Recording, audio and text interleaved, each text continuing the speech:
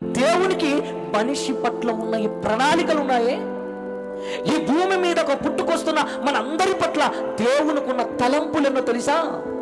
లెక్కకు మించే ఉన్నవి.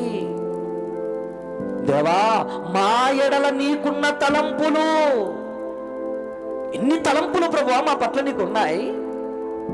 అవి ఒక్కొక్కటిగా ఆలోచించుకుంటూ వెళుతుంటే లెక్కకు మించి ఉన్నాయి. దేవుని పిల్లలారా, ఈరోజు మనం అనుభవిస్తున్న సాక్ష్యం ఏమంటే ప్రకృతే దానికి సాక్ష్యం, నిదర్శనం. ఎన్ని కాయలు, ఎన్ని పండ్లు, ఎన్ని రుచులు. మానవులుగా 6 అడుగుల ఆకారములో ఉన్న మన కొరకు ఎంతో విశాలమైన ఆకాశం, ఆకాశములో ఉన్న గ్రహాలు కానివ్వండి, పగటిని ఏలుటకు సూర్యుడు, రాత్రిని ఏలుటకు చంద్రుడు, నక్షత్రాలు, వీటన్నిటిని చూస్తుంటే మన పట్ల దేవునికున్న ఆలోచనలు ఎన్నండి. అవి నువ్వు